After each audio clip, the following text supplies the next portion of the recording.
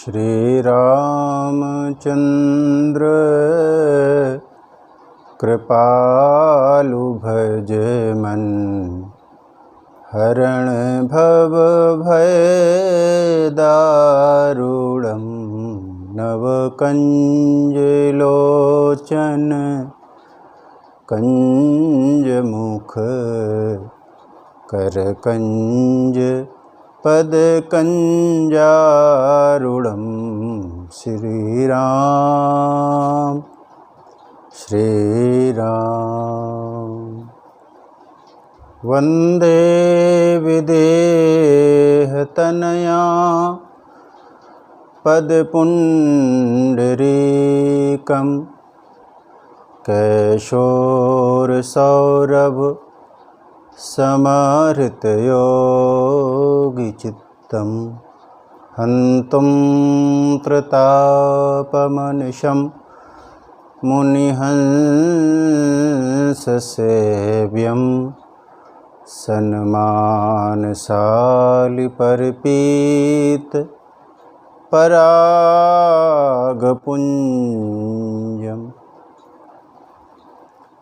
कौशिलेन्द्रपदकञ्जमञ्जुलौ, कोमलावजमहेशवन्दितौ। जानकीकरसरोजलालितौ, चिन्तकस्य मनभृङ्गसंगिनौ। अतुलितबलधामं हेमशैलाभदेहं, दनुजवनकृशानुं ज्ञानिनामग्रगण्यं। सकलगुणनिधानं वानराणामधीशं, रघुपतिप्रियभक्तं वातजातं नमामि। रघुपतिप्रियभक्तं वातजातं नमामि। श्री गुरुचरण सरोज रज, निज मन मुकुर सुधारि। बरनउँ रघुवर बिमल जसु, जो दायक फलचारि। तुलसीदास जी के पद कमल, बारंबार मनाए। गुण गावऊँ सिया राम के, हनुमत होहु सहाय। बोलिए श्री सीताराम जी महाराज की जय। हनुमान जी महाराज की जय। गोस्वामी तुलसीदास जी महाराज की जय। है ये कथा राम की, जीव के बड़े काम की। है ये कथा राम की, जीव के बड़े काम की। लोक और परलोक सुधारे, शोक दूर विश्राम की। है कथा राम की, जीव के बड़े काम की। है ये कथा राम की, जीव के बड़े काम की। काम क्रोध मद लोभ हटाए, जीने की सब कला सिखाए। काम क्रोध मद लोभ हटाए, जीने की सब कला सिखाए। जन्म जन्म के पाप नसाए, राघवेंद्र सुख धाम की। है कथा राम की, जीव के बड़े काम की। है ये कथा राम की, जीव के बड़े काम की। बोलिए श्री सीताराम जी महाराज की जय। अखिल ब्रह्मांड नायक भगवान श्री राघवेंद्र वात्सल्यमयी माँ जानकी की कृपा से एक बार पुनः ये सुअवसर प्राप्त हुआ कि हम भगवान के चरणों में बैठकर भगवद रस कथा का पान कर सकें। विज्ञान के माध्यम से देश विदेश में बैठे सभी श्रोता भाई बहनों का मैं भगवान की कथा में हृदय से स्वागत करता हूँ। कथा के पिछले क्रमांक में हम सब दर्शन कर रहे थे कि जब पार्वती जी ने पूछा भगवान शंकर से कि भगवान हरि अवतार क्यों होता है, तब भगवान भोलेनाथ ने सबसे पहले तो यही कहा कि भगवान का अवतार क्यों होता है ये एग्जैक्टली कोई नहीं बता सकता, इदमित्थम कही जाए न सोई। फिर भी तुमने जो प्रश्न किया और मैं अपनी मति के अनुसार कुछ कारण बता सकता हूँ जिसमें भगवान ने अवतार लिया। तो भगवान शंकर ने यहाँ पर 5 अवतार के कारण बताए। पहले कारण में उन्होंने कहा कि जय विजय जो भगवान के द्वारपाल हैं उनको सनत कुमारों ने श्राप दे दिया, उनका उद्धार करने के लिए भगवान ने अवतार लिया। दूसरे में एक राक्षस जलंधर है जिसका भगवान ने वध किया, तो उसकी पत्नी वृंदा ने भगवान को श्राप दे दिया जिसकी वजह से भगवान ने अवतार लिया। तीसरे क्रम में नारद जी ने भगवान को श्राप दिया और भगवान का अवतार हुआ। चौथे कारण में महाराज मनु ने तप किया, अपनी पत्नी शतरूपा जी के साथ में भगवान प्रकट हुए और फिर भगवान ने वरदानों की झड़ी लगा दी और महाराज मनु को वचन दे दिया कि मैं तुम्हारा पुत्र बनकर आऊँगा। और 5वें और अंतिम कारण में राजा प्रताप भानु है जिसको ब्राह्मणों का श्राप लगा, जिसकी चर्चा हम पिछले क्रमांक में कर रहे थे। जब वह रावण बना तो उसका उद्धार करने के लिए भगवान ने अवतार लिया। और पिछले क्रमांक में हम जो प्रताप भानु की चर्चा कर रहे थे, आप थोड़ा सा दर्शन करें। प्रताप भानु का एक मंत्री है धर्म रुचि, और उसका एक ही काम है कि वो राजा का सहयोग करता है। लेकिन धर्म रुचि में असमंजस है धर्म को लेकर। उसके मन में एक गलत धारणा है, और गलत धारणा ये है कि राजा कुछ भी करे मंत्री को उसका साथ देना चाहिए। इसलिए धर्म रुचि प्रताप भानु के अच्छे बुरे कार्य में शामिल रहता है, वो विरोध नहीं करता। और आप दर्शन करें कि जब प्रताप भानु का वो मंत्री है तो गोस्वामी जी कहते हैं कि धर्म रुचि का एक ही मंतव्य है, किसी भी तरह से राजा का हित हो। वो राजा के हित के लिए ही काम करता है। गोस्वामी जी पंक्ति लिखते हैं, नृप हित कारक सचिव सयाना नाम धर्म रुचि शुक्र समाना। नृप के हित के लिए, राजा के हित के लिए धर्म रुचि काम करता। और जब वही धर्म रुचि विभीषण बनकर आया तब भी वो रावण के हित के लिए ही काम कर रहा है। वो रावण से प्रार्थना करता है, तात चरण गहि मांगऊँ राखऊ मोर दुलार, सीता देहु राम कहूँ अहित न होई तुम्हार। अब प्रश्न उठता है कि सबसे बड़ा धर्म क्या? और गोस्वामी जी कहते हैं कि दूसरे का हित करना वो सबसे बड़ा धर्म है। परहित सरिस धर्म नहीं भाई। और एक प्रकार से हम देखें तो धर्म रुचि के जीवन में भी परहित है और विभीषण के जीवन में भी परहित है। लेकिन ऐसा कौन सा कारण है कि धर्म रुचि को राक्षस बनना पड़ा? वो तो सबसे बड़े धर्म का पालन कर रहा था, परहित में लगा हुआ था। और आप उसको ऐसे समझें कि रोग तो रोग है ही, लेकिन दवा भी रोग है। दवा के भी साइड इफ़ेक्ट हैं। यदि राजा प्रताप भानु रोग के कारण राक्षस बनता है, पाप के कारण राक्षस बनता है, तो धर्म रुचि पुण्य के कारण बनता है। केवल रोग से ही हम निपट जाएं, उससे ही बच जाएं, उतना ही पर्याप्त नहीं होता। पर्याप्त तब होता है जब रोग के निदान के लिए जो दवाई यूज की जा रही है, प्रयोग की जा रही है, उस दवाई से भी हम बचें, उसको भी एक दिन बंद कर दें। कपड़े पर गंदगी हो तो गंदगी को साफ करने के लिए साबुन चाहिए, लेकिन गंदगी साफ हो गई और यदि साबुन बचा रहा तो साबुन भी गंदगी ही है।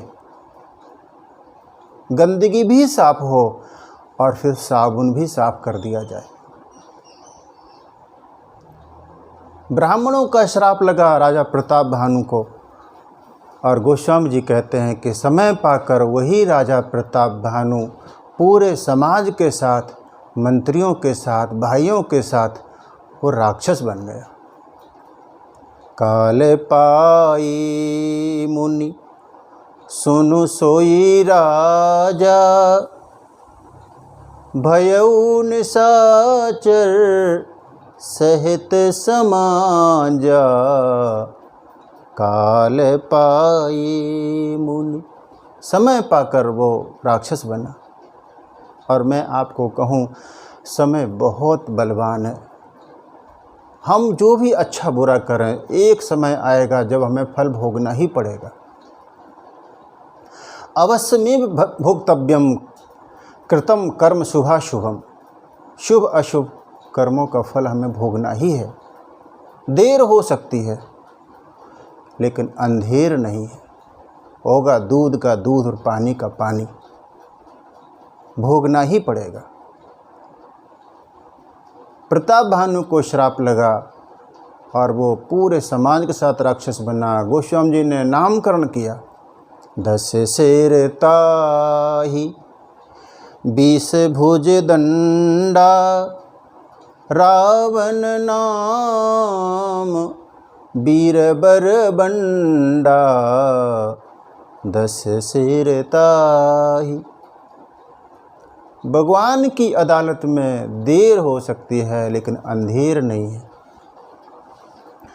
जो भी हमने किया अच्छा बुरा, वो सब हमको भोगना ही पड़ता है। सुंदर सा एक गीत बहुधा संत लोग गाते रहते हैं। प्रभु का जहाँ पार्लियामेंट, प्रभु का जहाँ पार्लियामेंट, उसी पार्लियामेंट में होगा जीवन का जजमेंट। प्रभु का जहाँ पार्लियामेंट, उसी की अदालत में सारे निर्णय होने। वो है सबसे बड़ी अदालत, चलती नहीं किसी की वकालत। वो है सबसे बड़ी अदालत, चलती नहीं किसी की वकालत। हो पुकार तब कहना होगा, सर आई एम प्रेजेंट। प्रभु का जहाँ पार्लियामेंट, हरि का जहाँ पार्लियामेंट। भगवान की अदालत, वहाँ पर कोई वकालत नहीं चलती। प्रताप भानु रावण बना, और आप देखें कि जब वह प्रताप भानु के रूप में है तो वो ज्ञान का प्रतीक है, लेकिन जब ज्ञान आवृत हो जाता है, ढक जाता है, तो फिर वह मोह का रूप धारण कर लेता है। रावण के रूप में वो मूर्तिमान मोह है। मोह 10 मौल तद्भ्रात अहंकार, पाकार जित काम विश्रामहारी। गोस्वामी जी ने पत्रिका में कहते हैं कि वह मूर्तिमान मोह है। उसका भाई अरिमर्दन वो अगले जन्म में कुंभकर्ण बनता है। अरिमर्दन का मतलब है जो सत्कर्म में लगा हुआ था, जो समरभूमि में डिगता नहीं था। सत्कर्म जब भी आवृत होंगे, जब भी ढकेंगे, तो फिर वह अहंकार का रूप ले लेते हैं। छोटा भाई अरिमर्दन वो कुंभकर्ण बना, और जो धर्मरुचि मंत्री था राजा प्रताप भानु का, वो अगले जन्म में रावण का सौतेला भाई विभीषण बना। नाम विभीषण जेहि जग जान। पूरे समाज का जन्म हो गया राक्षसों के रूप में। और फिर रावण ने तप किया, और रावण ने तप नहीं किया, तीनों भाइयों ने तप किया।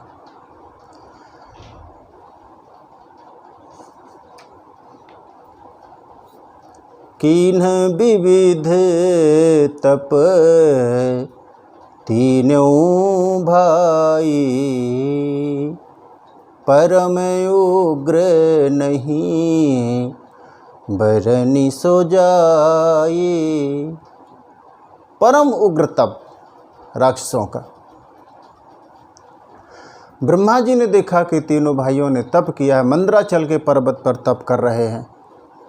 और मैं आपको कहूँ कि तपस्या किस हेतु से की जा रही है, वही उसको फल प्राप्त होगा। तप का उद्देश्य यदि शक्ति पाना है तो फिर व्यक्ति अहंकारी होगा और फिर व्यक्ति दुराचरण करेगा। लेकिन तप का प्रयोजन यदि भक्ति पाना है तो परमात्मा की प्राप्ति होगी और व्यक्ति सत्कर्म में लगा रहेगा। तब तो महाराज मनु भी करते हैं, भगवान को पा लिया पुत्र के रूप में। तब पार्वती जी भी करती है, जिन्होंने भोलेनाथ को पा लिया। और यहाँ पर तीनों भाई तप कर रहे हैं। तपस्या का उद्देश्य क्या है? यदि पावर के लिए प्रयास किया जा रहा है तो व्यक्ति को वही तप पागल बना देगा। ब्रह्मा जी ने देखा तप को तो आए वरदान देने के लिए, और सबसे पहले रावण के पास गए और कहा कि वरदान मांगो, मैं तुम्हारी तपस्या से प्रसन्न हूँ। और रावण ने जो वरदान मांगा, उसने कहा कि बस मैं ये वरदान मांगता हूँ कि मेरी मृत्यु ना हो। ब्रह्मा जी ने शिव जी की ओर देखा। संकेत ये था कि जहाँ पर जन्म है वहीं पर मृत्यु भी खड़ी है। यदि जन्म के देवता ब्रह्मा जी हैं तो संहार के देवता भगवान महादेव हैं। तो रावण ने कहा कि यदि मैं भगवान शंकर से प्रार्थना करूं तब तो अमर हो जाऊंगा, मुझे कोई नहीं मार पाएगा। और फिर उसने भगवान शिव की तरफ देखा कि भगवान आप क्या कहते हैं। और तब महादेव ने ब्रह्मा जी की तरफ देखा। और शंकर जी का आशय ये था कि ब्रह्मा जी ये विधि का विधान है, ये भगवान का संविधान है कि मैं वही वरदान दे सकता हूँ जो इस संविधान में लिखा होगा। संविधान के परे मैं कुछ नहीं कर सकता, भले ही मैं संहार का देवता हूँ।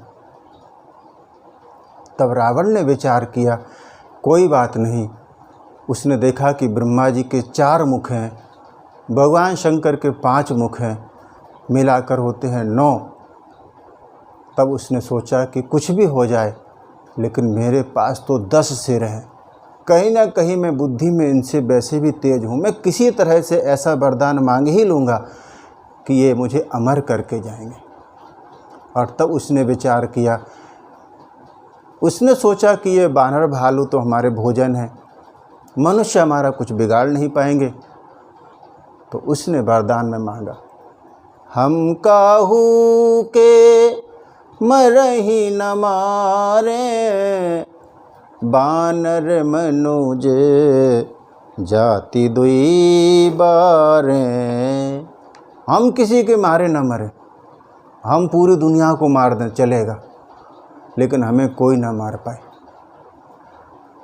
अब यदि आप तात्विक दृष्टि से देखें तो जीव तो नित्य है, जीव तो सनातन है, शाश्वत है, उसकी तो कभी मृत्यु होती ही नहीं। भगवान तो गीता में कहते हैं कि जिसको कोई नहीं काट सकता, जिसको कोई सुखा नहीं सकता, वही तो जीव है। लेकिन रावण तो देहवादी है, वो देह को ही सब कुछ समझता है कि इसी देह को मुझे अमर करना है। देहवादी व्यक्ति वो जो देह में ही अटका हुआ है, यावत जीवेत सुखम जीवेत ऋणम कृत्वा घृतम पिबेत, जो इसी भावना में अटका हुआ वो देहवादी है। और रावण ने कहा कि भगवान मैं किसी के मारे ना मरूं, यदि फिर भी आप मना करते हैं तो उसमें थोड़ा संशोधन है, बानर मनुज जात दुई बार, मुझे बंदर और मनुष्य के अलावा कोई ना मार पाए। और तब भगवान ने तथास्तु कह दिया कि ठीक है, ऐसा ही होगा। और एक दृष्टि से आप देखें तो रावण ने ये कहकर अपनी मौत मांग ली। इसका अर्थ तो यही हुआ कि रावण की जब भी मौत होगी तो या तो बानर के द्वारा होगी या फिर किसी मनुष्य के द्वारा होगी। रस से भरे भक्त तो ये कहते हैं कि रावण ज्योतिषाचार्य था, मानो उसने देख लिया था भविष्य में कि मेरी मृत्यु भगवान के हाथों होगी और भगवान वही जो मनुष्य रूप में आएंगे। तब उसने विचार किया कि हमारा हरि भी आएगा और हमारा गुरु भी आएगा। हरि मनुष्य बनकर आएगा, गुरु बंदर के रूप में आएगा, तो चाहे वो मनुष्य के द्वारा मारा जाऊं या फिर गुरु के हाथों से मेरा उद्धार हो जाएगा। तो मानो रावण ने इसलिए कहा कि बानर मनुज जात दुई बार, लेकिन एक रूप में रावण ने तो अपनी मृत्यु ही मांग ली। बानर मनुज जाति दुई बारे, रावण को वरदान दिया कि ठीक है, ऐसा ही होगा। उसके बाद ब्रह्मा जी ने देखा कुंभकर्ण को, अतिशय विशाल रूप है कुंभकर्ण का। ब्रह्मा जी ने विचार किया कि यदि ये व्यक्ति जागता रहा और अपनी उदर पूर्ति के लिए सब कुछ खाता रहा तो दुनिया ही नष्ट हो जाएगी। और ब्रह्मा जी ने फिर उसके विचार को पढ़ा कि यह मांगना क्या चाहता है। उसके मन में लालसा थी कि मैं इंद्रासन मांगूं। ब्रह्मा जी ने शारदा को प्रेरित किया कि इसकी टंग टुष्ट कर दो, इसकी जीभ पर बैठ जाओ, जैसा मैं चाहता हूँ वैसा बुलवा दो। और कहा कि तू मांग ले, तुझे क्या चाहिए। कुंभकर्ण इंद्रासन मांगना चाहता था, लेकिन शारदा की प्रेरणा से वो कह चुका निंद्रासन। शारद प्रेरी तासुमति फेरी, मांगे सी नींद मास सट केरी। ब्रह्मा जी ने कहा ऐसा ही होगा, तुम सोते रहना, 6 महीने तक सोना, एक दिन बस तुम जगोगे। और साथ में ब्रह्मा जी ने ये भी कह दिया कि 6 महीने के लिए सोओगे, लेकिन यदि असमय किसी ने तुमको उठा दिया, जगा दिया, तो फिर सबका विनाश हो जाएगा। ब्रह्मा जी ने वरदान दिया। और उसके बाद में देखा विभीषण को, तो विभीषण भगवत भक्त हैं।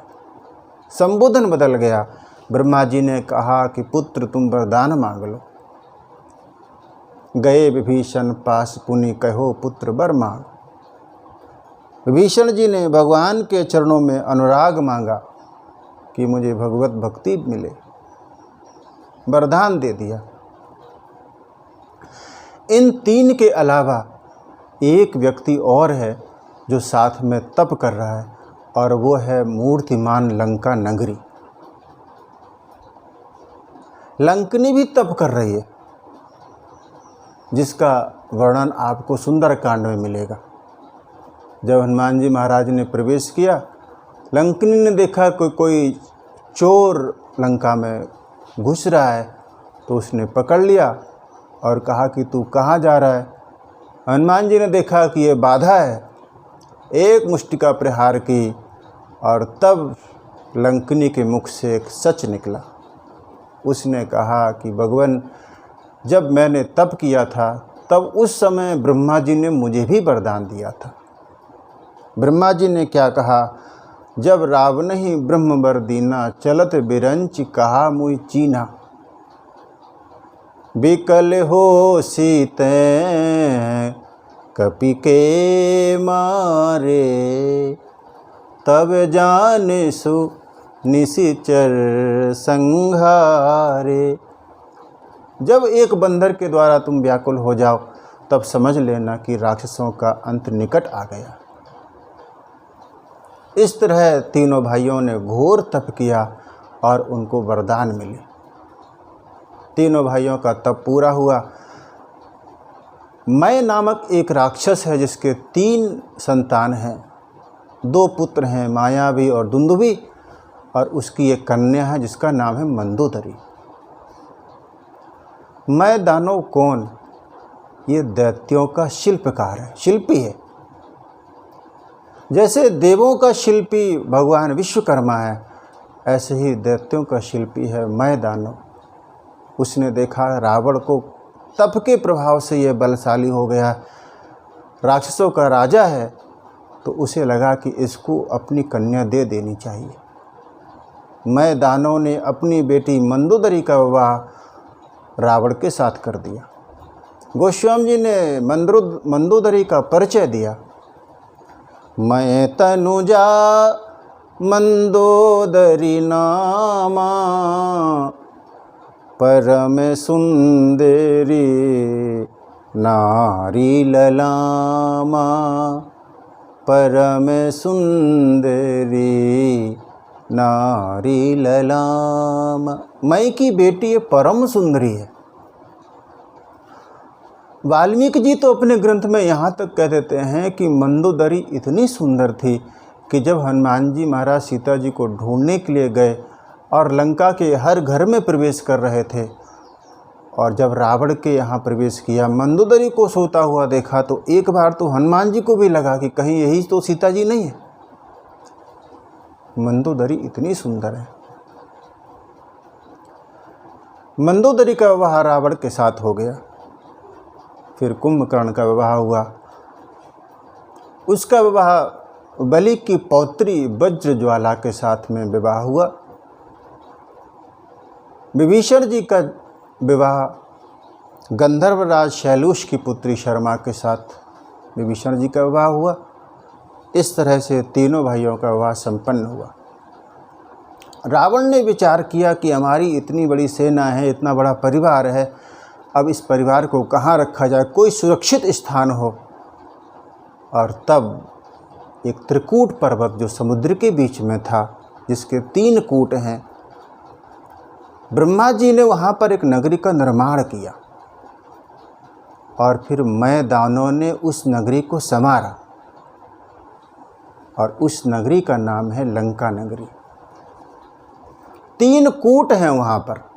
एक शिखर का नाम है सुंदर, दूसरे शिखर का नाम है कुंभला, और तीसरे शिखर का नाम है सुबेल। तो जो लंका नगरी है वो कुंभला नामक कूट पर बसी हुई है। वहाँ पर कुंभला देवी का मंदिर है। कुबेर के जो सैनिक हैं वो सभी वहाँ पर रहते हैं। रावण को खबर लगी कि एक स्वर्ण की नगरी है, और तब उसने चढ़ाई कर दी। यक्षराज कुबेर के जो सैनिक थे वो सब भाग गए, और रावण ने वहाँ पर अधिकार कर लिया। पूरे परिवार के साथ में रावण वहाँ पर रहता है। उसको अपनी राजधानी बना लिया। सुरक्षित इसलिए भी था क्योंकि चारों ओर से समुद्र का परकोटा बना हुआ है। वहाँ पर राजधानी अपनी स्थापित की। उसके बाद में विचार किया कि कुबेर ने यहाँ पर अपने सैनिकों को रखा था, तो किसी ने बताया कुबेर के पास में पुष्पक यान है। रावण को लगा कि ये बात ठीक है, मुझे कहीं भी आने जाने के लिए तो कोई हवाई जहाज चाहिए, तो कुबेर पर धावा बोल दिया और पुष्पक यान को जीत लाया। धीरे धीरे करके रावण की शक्ति बढ़ती चली जा रही है। रावण के इष्ट देव हैं भगवान महादेव। घूमते घूमते रावण एक बार कैलाश के पास पहुंच गया। और खेल ही खेल में उसने कैलाश को उठा लिया। किसी ने रावण से कहा कि तूने कैलाश को क्यों उठाया? तो रावण ने कहा कि हमारा प्रणाम करने का तरीका थोड़ा अलग है। और सभी शिष्य अपने गुरु के चरणों में प्रणाम करते हैं, सर रखते हैं।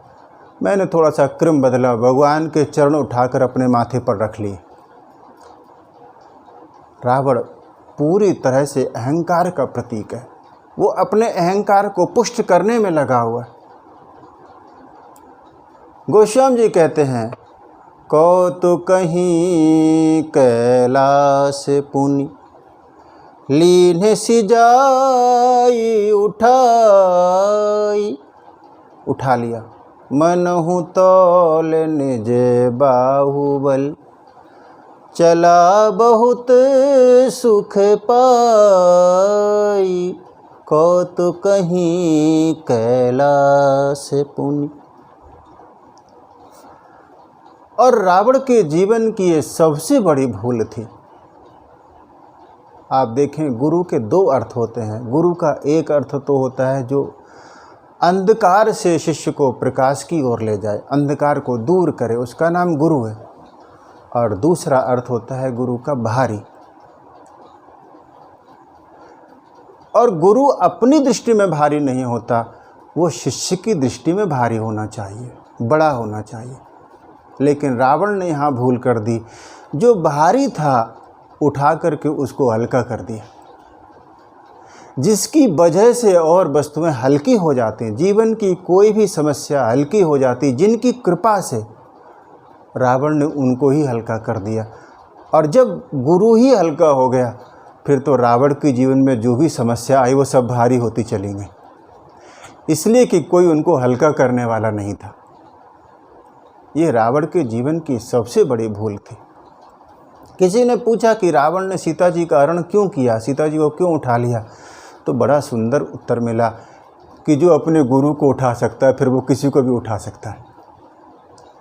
उसके लिए फिर किसी का कोई महत्व नहीं है। और आप दर्शन करें कि जो भगवान महादेव को कैलाश के साथ उठा सकता है, वही रावण फिर छोटे से धनुष के पास गया भी नहीं। उसकी हिम्मत नहीं उठाने की, क्योंकि जिनकी कृपा से चीज़ें हल्की हो जाती हैं, वस्तुएं हल्की हो जाती हैं, जब उसी को हल्का कर दिया तो फिर तुम्हारे लिए अब सब चीज़ें भारी हो जाएंगी, कुछ भी उठेगा ही नहीं। अरे धनुष तो चलो फिर भी भारी रहा होगा, नहीं उठा पाया, नहीं गया उसके पास में। अंगद के पैर उठाने में भी रावण को बहुत संकोच हुआ। रावण को लगता था कि मैं अंगद का पैर नहीं उठा पाऊंगा। और भले ही रावण ने कोशिश ना भी की हो, झुकने के बाद जब अंगद ने पैर हटा लिया, लेकिन आप देखें कि वहाँ पर बैठे सभी राक्षसों ने प्रयास किया था, अंगद का पैर नहीं उठा पाए। और अंगद का आप विश्वास देखिए भगवान के ऊपर। तही समाज कियो कठिनपन जही तौल्यो कैलाश। जिसने कैलाश को उठा लिया, उसके समाज में जाकर और ये ऐसा कठिन प्रण कर लिया। गोस्वामी जी कहते हैं कि ये अंगद की महिमा कहूँ कि भगवान के प्रति भक्त की जो भावना है, जो विश्वास है, उसकी महिमा कहूँ। तुलसी प्रभु महिमा कहूँ या सेवक को विश्वास। तो रावण कौतुक में ही कैलाश को उठा लेता है। कौतुकहि कैलास पुनि लीन्हे सिजाई उठाई। मनहु तौल निज बाहुबल चला बहुत सुख पाई। रावण के यहाँ 10 चीज़ों की वृद्धि हो रही है। गोस्वामी जी कहते हैं, सुख संपत्ति सुत सेन सहाई जय प्रताप बल बुद्धि बढ़ाई। रावण समझता है कि 10 चीज़ों का ही महत्व है, लेकिन एक बात की रावण के जीवन में कमी है, और कमी ये है कि उसके जीवन में शांति नहीं है। रावण के जीवन में शांति नहीं है साहब। वो अशांत रहता है। रावण को लगा कि यदि मैं शांति का हरण कर लूं तो शायद बात बन जाए, शांति आ जाए। सीता जी कौन? भगवान शंकराचार्य जी ने कहा, शांति सीता समानीता आत्मा रामो विराजते। सीता जी मानो मूर्तिमती शांति हैं। रावण ने शांति का हरण किया, लेकिन शांति हरण करने से नहीं आती साहब। आप शांति की इच्छा करते रहें, उससे शांति नहीं आएगी। शांति व्यक्ति को तब आती है जब उसके जीवन में इच्छाओं की शांति हो। रावण बलशाली हो गया, गुरुदेव को भी उसने उठा लिया और फिर उसने एक बार देखा अपने पूरे परिवार को। सुत समूह जन परिजन नाती, गने को पार निशाचर जाती। उसके कितने बेटे कितने नाती किसी का कुछ पता नहीं। इतना बड़ा परिवार है रावण का। सबको बुलाया और फिर राक्षसों से कहा कि एक काम करो, अब देवताओं को अपने वश में करना, और देवता हमारे भय से दूर दूर भागते, हमसे युद्ध नहीं करते, इसलिए उनको निर्बल करना है। और निर्बल करने का तरीका ये है कि जो ब्राह्मण यज्ञ करते हैं, तप करते हैं, यजन करते हैं, देवों के लिए जो सत्कर्म करते हैं, उसमें बाधा डाली जाए। उससे देवता पुष्ट नहीं होंगे, कमज़ोर होंगे, तो फिर बरबस उन्हें हमारे पास ही आना पड़ेगा।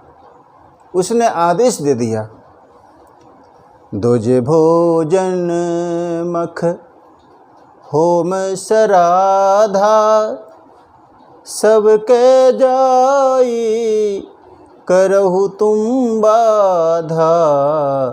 दोजे भोजन, ब्राह्मणों के भोजन है उसमें बाधा डालो। जहाँ यज्ञ आदि कार्य हो रहे हो वहाँ पर बाधा डालो, उनको नष्ट भ्रष्ट कर दो। कहीं कोई होम हो रहा हो, श्राद्ध का काम चल रहा हो जिससे देवता पुष्ट होते हैं, उस काम को नष्ट भ्रष्ट कर डालो। और उसके बाद उसने मेघनाद को बुलाया। मेघनाद से कहा कि जो भी युद्ध में तुम्हारे सामने डटकर खड़ा हो जाए, जो यह मानने को तैयार ना हो कि मैं हारने वाला हूँ, ऐसे व्यक्ति को मारना नहीं, ऐसे व्यक्ति को मेरे सामने बांध कर लाना। सबको आदेश दे दिया कि पूरी धरती पर अनाचार फैला दो, और स्वयं गदा लेकर चला। और गोस्वामी जी कहते हैं कि जब रावण चला तो पृथ्वी डगमगाई। चलते दशानन डोलते अवनी, गरजत गर्भ श्रवहि सुर रवनी। चलते दशानन, रावण चलता है तो पृथ्वी डोल जाती है, हिल जाती है। और रावण बहुत उद्दंड है, उससे कोई नहीं भिड़ना चाहता। वो जिसके पास भी जाता है वही सामने वाला कह देता है कि मैं तो पहले से ही हारा हुआ हूँ। रावण कहता है हमसे युद्ध करो, लेकिन जो प्रतिपक्ष का योद्धा है वो तैयार ही नहीं होता है। वो कहता है कि मैं तो पहले से हारा हुआ हूँ। रावण कहता है कोई बात नहीं, तुम फिर भी युद्ध करो। और इतना रावण उद्दंड है कि वो सबको गालियां देता है। पुनि पुनि सिंह नाद करी भारी, देई देवतन गारी पचारी। देई देवतन गारी पचारी। रण के मद में मतवाला होकर रावण घूम रहा है। अपने समान कोई प्रतिभट उसको मिलता नहीं है। और फिर वो सभी दिग्पालों के पास गया, सभी दिग्पालों को हरा दिया। सभी दिग्पाल, सभी देवता उससे कंपित हैं, भयभीत हैं। जहाँ तक भी ब्रह्मा जी की सृष्टि थी, जहाँ तक भी तन धारण करने वाले लोग थे, रावण ने सबको अपने बस में कर लिया। ब्रह्म सृष्टि जहाँ लगी तनुधारी, 10 मुख बस बरती सब नर नारी, सभी उसके अधीन हो गए। और यहाँ पर गोस्वामी जी का व्यंग बड़ा प्यारा है। उन्होंने कहा कि रावण का वहाँ तक विस्तार हो गया जहाँ तक तनधारी थे, शरीर धारण करने वाले थे, वो सब रावण के अधीन हो गए। किसी ने पूछा कि रावण किसके अधीन है, और तब गोस्वामी जी ने बड़ी अच्छी बात कही। उन्होंने कहा कि जितने शरीर धारण करने वाले थे उनको रावण ने अपने वश में कर लिया, लेकिन जिसके पास शरीर नहीं था, अनंग था जो, उसके बस में रावण है। रावण कामदेव के बस में। अपनी कामनाओं की पूर्ति के लिए रावण ने जहाँ जहाँ जिस गंधर्व को, यक्ष को, किन्नर को, जिसको भी जीता, उनकी कन्याओं का हरण कर ले आया। देव यक्ष गंधर्व नर, किन्नर नाग कुमारी, जीती बरी निज बाहुबल, बहु सुंदर बर नारी, देव यक्ष गंधर्व नर, सबको जीत लिया। और आप दर्शन करें कि महाराज दशरथ भी बहुत से विवाह करते हैं। 3 विवाह महाराज दशरथ ने किए। रावण भी बहु विवाह करता है, लेकिन दोनों में एक अंतर है।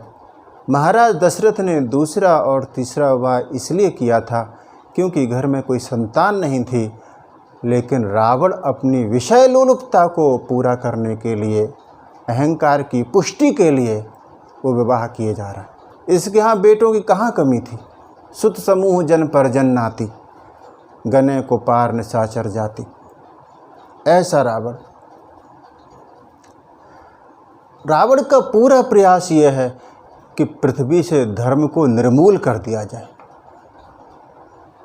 वेदानुकूल कोई आचरण ना करता हो, वेद विरुद्ध हमें काम करना है। सब स्वतंत्र नहीं है, सभी के सभी स्वच्छंद हैं। जही विधि होई धर्म निर्मूला, सो सब करहि वेद प्रतिकूला। रावण ने कहा कि मार दो गायों को, ब्राह्मणों की बस्तियां उजाड़ दो, आग लगा दो, और सभी राक्षस वही फॉलो कर रहे हैं, वही पालन कर रहे हैं। नगर गांव पुर आग लगावे, पूरी पृथ्वी मंडल पर कहीं भी शुभ आचरण देखने को नहीं मिलता। शुभ आचरण कतहु नहीं होई। कोई देवताओं का सम्मान नहीं करता, ब्राह्मणों का सम्मान नहीं करता, गायों का सम्मान नहीं करता। देव विप्र गुरु मान न कोई। और गोस्वामी जी कहते, जप जोग विरागा तप मख भागा, श्रवण सुनई 10 शीसा, आपुन उठ धावई रहे न पावई, धरि सब घालई खीसा। अस भ्रष्ट अचारा भा संसारा, धर्म सुनिय नहीं काना, तही बहुविधि त्रासई, देश निकासई, जो कह वेद पुराना, जो कह वेद पुराना। भ्रष्टाचार अभी होता है, ये कोई नई बात नहीं है। रावण के समय में गोस्वामी जी कहते हैं अस भ्रष्ट आचारा, ऐसा भ्रष्टाचार फैल गया, धर्म कहीं सुनने में भी नहीं आता। और साहब, किसी भी संस्कृति के लिए धर्म उसका एक मूल स्तंभ है। यदि वो समाज धर्म की रक्षा करेगा, धार्मिक होगा, धर्मानुकूल आचरण करेगा, तो समाज सुरक्षित रहता है। धर्मो रक्षति रक्षिता, धर्म का पालन होना ही चाहिए। अपनी अपनी संस्कृति का सबको गौरव हो, अपने अपने धर्म का सबको गौरव हो, सभी उसमें रमें। ठीक है, और सब शिक्षाएं भी ठीक हैं, होनी भी चाहिए, लेकिन साथ में धर्म की शिक्षा भी बच्चों को मिलनी चाहिए। तो रावण के समय में कहीं धर्म सुनने को नहीं आता, और जो कथावाचक थे, कथा कहने वाले थे, उनको तो देश निकाला दे दिया कि यही धर्म का प्रचार कर रहे हैं, इन्हीं की वजह से धर्म टिका हुआ। गोस्वामी जी कहते हैं तही बहुविधि त्रासई देश निकासई जो कहे वेद पुराना। जो वेद पुराण कहते हैं उन सबको देश से निकाल दिया। ऐसी अनीति फैल गई पूरी पृथ्वी पर कि मानो चोरों की, जुआरियों की और ऐसे लंपट लोगों की बाढ़ आ गई। बाढ़े खल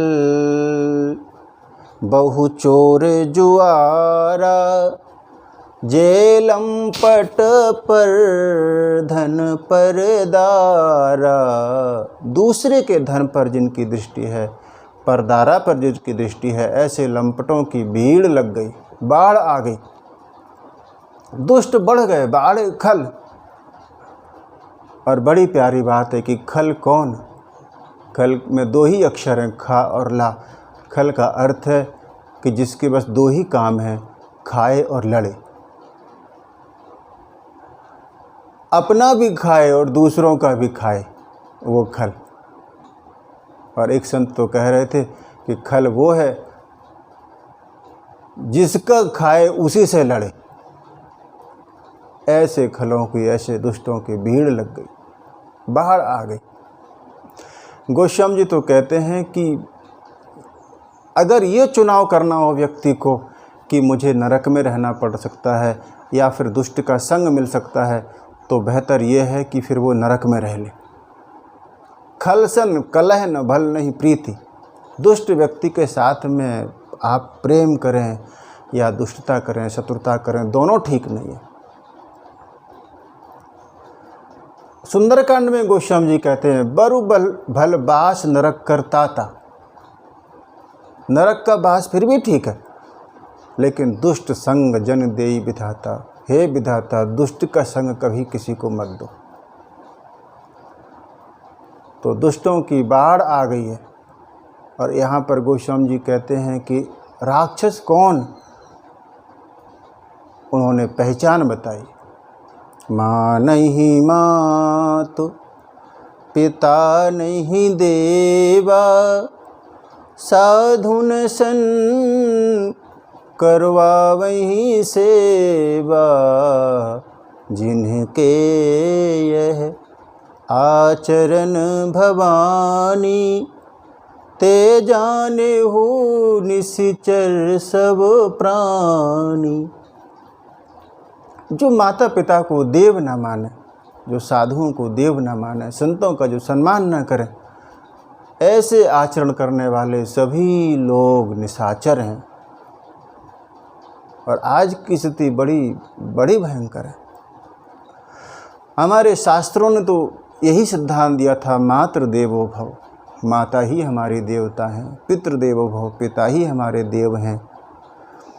आचार्य देवो भव, हमारे सद्गुरु ही हमारे देव हैं। और जो हमारे घर पर आ जाए, अतिथि देवो भव, वो भी हमारे लिए देव ही हैं। लेकिन आज की स्थिति में ये सब बहुत मुश्किल है। माँ नहीं मात, पिता नहीं देवा। उत्तरकांड में आप दर्शन करें, वहाँ पर तो गोस्वामी जी कहते हैं कि ससुरार प्यार लगी जब तें, रिपरूप कुटुंब भये तब तें। जब से ससुराल प्यारी हो गई तो अपने परिवार के लोग मानो शत्रु हो जाते हैं। विनती बस इतनी सी है कि हम इन प्रत्यक्ष देव जो हमारे माता पिता हैं, उनका हम सम्मान करें। यदि हम सब पालन करें इन ग्रंथों की बातों का, तो ये वृद्धाश्रम की फिर ज़रूरत नहीं है साहब। किस लिए चाहिए? एक व्यक्ति ने जो मुझे कहा, मुझे बात बहुत प्यारी लगी। मैं पढ़ रहा था उसकी बात को। उसने लिखा था कि जब मैं छोटा था तो पिताजी मुझे अपने कंधों पर बिठा के भगवान के दर्शन कराते थे, लेकिन आज जब पिताजी नहीं हैं तो मुझे अब समझ में आता है कि जिनके कंधों पर बैठ के मैं भगवान को देखता था, आज पता चल रहा है कि वो खुद ही भगवान थे। मैं भगवान के कंधों पर बैठकर ही भगवान को देखता था। किसी शायर ने लिखा, ये अंधेरे देख ले मुंह तेरा काला हो गया, माँ ने आंखें खोल दी घर में उजाला हो गया। बड़े से बड़ा निशान छुआ, माँ ने गोद में उठाया तब आसमान छुआ। हम सब इस बात का ज़रूर ध्यान रखें कि बड़ों के पास थोड़ा समय दें, उनके पास बैठें, उनका सम्मान करें।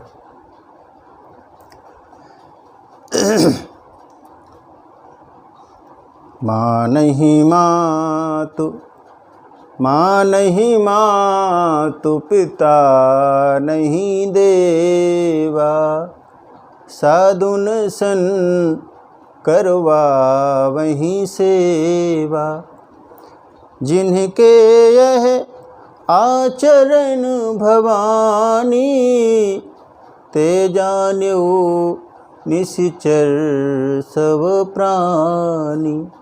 वो सभी राक्षस हैं। और अब पृथ्वी ने जब देखा कि धर्म के प्रति लोगों में ग्लानि हो गई है, अतिशय देख धर्म के ग्लानि, भगवान भी गीता में कहते हैं कि मेरा अवतार कब होता है?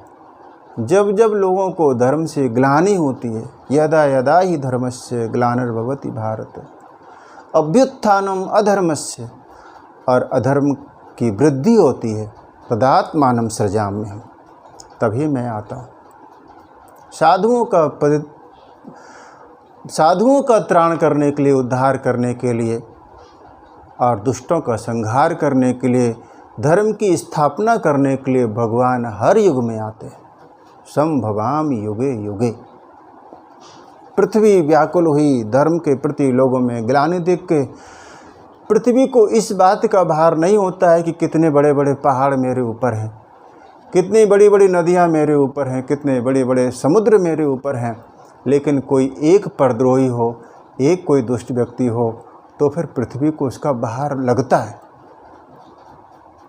अब पृथ्वी को लगा कि मैं किससे कहूँ।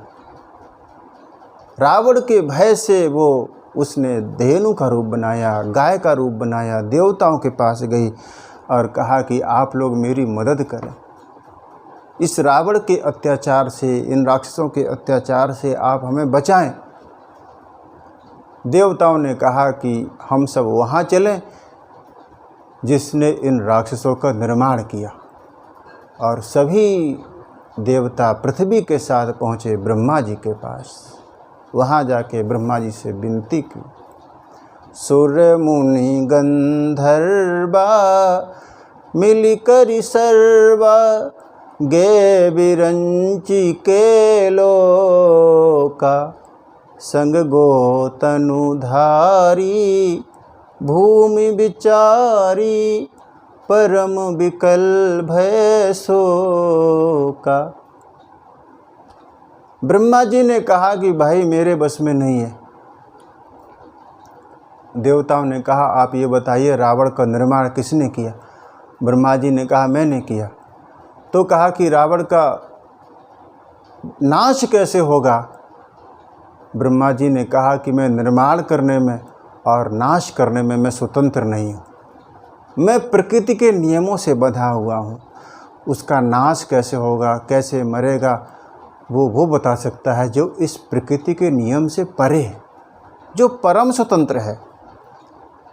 परम स्वतंत्र न सिर पर कोई, जिसके सिर पर कोई नहीं है, उसी के हाथ में है कि रावण का विनाश कैसा हो सकता है। इसलिए हम सब लोग उन्हीं की शरण में जाएं। ब्रह्मा सब जाना मन अनुमाना, मोर कछु न बसाई, जाकरि तैं दासी, सो अविनाशी, हमरे तोर सहाई। ब्रह्मा जी बुद्धि के देव हैं। जब कोई समस्या आए और बुद्धि निर्णय ना कर पाए तो ब्रह्मा जी ने एक संकेत दिया कि फिर हमें परमात्मा की ओर देखना चाहिए। पूरे भाव से, पूरे समर्पण के साथ में भगवान ही हमारा उद्धार करेंगे। 2 सूत्र दिए उन्होंने, उन्होंने कहा पहला सूत्र तो ये कि विपत्ति के समय में हम धैर्य रखें, और दूसरी बात हम भगवान के नाम का सुमिरन करें। कह विरंच हरिपद सुमिर। अब विचार हुआ कि जब वही परमात्मा ही सब कुछ करने वाले हैं तो उनके पास चला जाए, और देवताओं के 2 दल हो गए, और एक दल हो तो तब तो दल है, लेकिन यदि एक से ज़्यादा दल हैं तो फिर वो दल दल हो जाता है। एक दल ने ये कहा कि भगवान वैकुंठ में रहते हैं, दूसरे दल ने कहा कि भगवान क्षीर सागर में मिलेंगे। वहाँ पर किसी ने शंकर भगवान से कहा कि भगवान आप क्यों मौन हैं, आप ही कुछ कहें। तब शंकर जी ने कहा कि मैं तो बिल्कुल कहूँ, लेकिन मुझे बोलने का मौका मिले तो। ये सभी लोग बस अपनी अपनी कहे जा रहे हैं। महादेव ने कहा जाके हृदय भगति जसि प्रीति, प्रभुतः प्रगट सदा तहि रीति। जिसके हृदय में जैसा भाव है भगवान वहाँ पर प्रकट होते।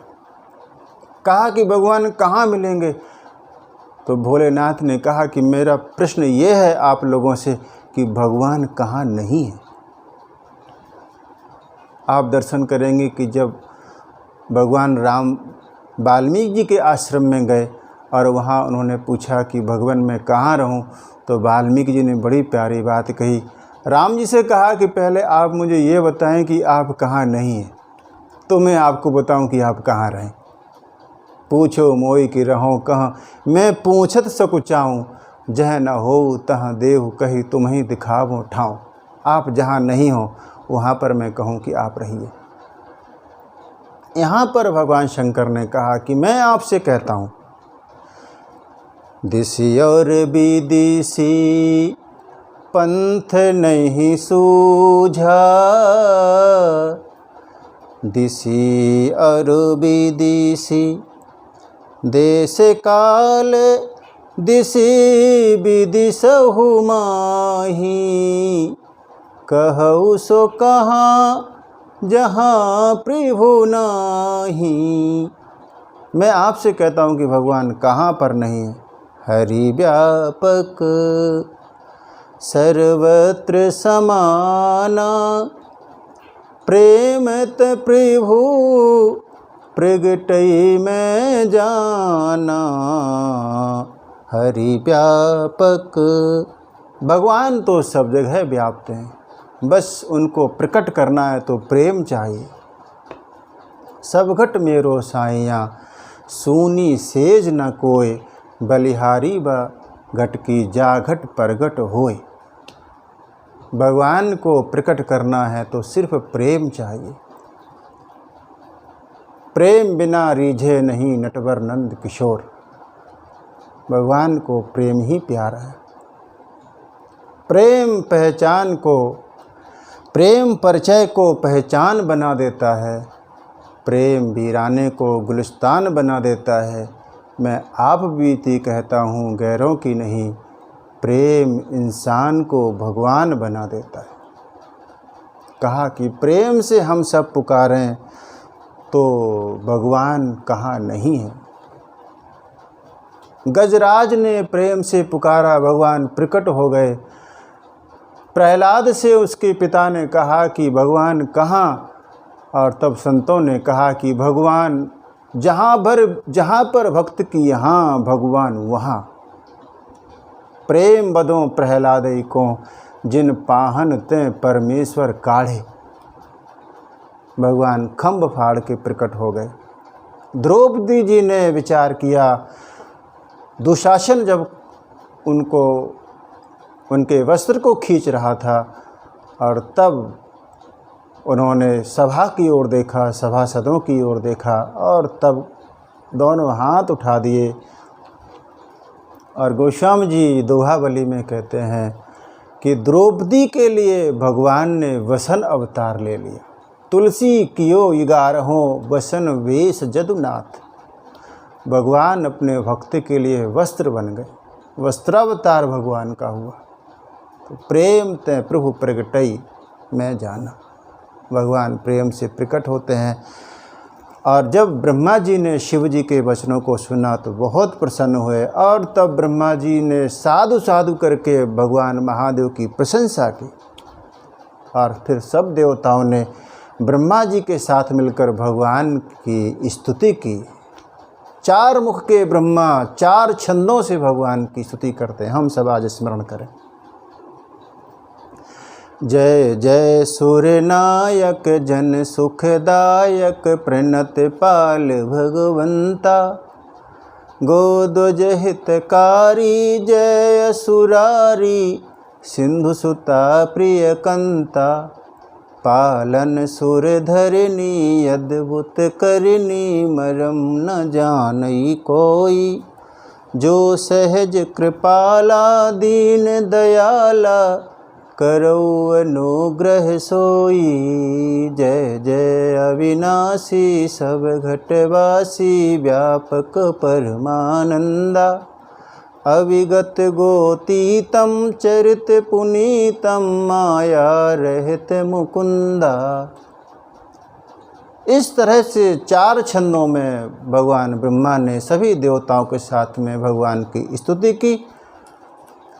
भगवान प्रसन्न हुए और ब्रह्मवाणी हुई, देवताओं को आश्वस्त किया और कहा कि आप लोग परेशान ना हो, हम 4 रूपों में अवतार लेंगे सूर्यवंश में। अनशन सहित मनुज अवतारा, लहों दिनकर वंश उदारा। मैं अवतार लूँगा, आप सब लोग निश्चिंत रहें। भगवान ने आश्वासन दिया, देवता संतुष्ट हुए कि अब चलो भगवान का अवतार होगा तो रावण का वध हो जाएगा। आज के प्रसंग को मैं यहीं पर विराम दूं। अगले क्रमांक में हम भगवान के अवतार की सुंदर लीला का दर्शन करेंगे। कथा को विराम दूं, उसके पूर्व 2 मिनट के लिए भगवान के नाम को सुमिरें। जय सिया राम जय जय सिया राम, जय सिया राम जय जय सिया राम, सीता राम जय सीता राम, जय सिया राम जय जय सिया राम, जय सिया राम जय जय सिया राम। बोलिए श्री सीताराम जी महाराज की जय।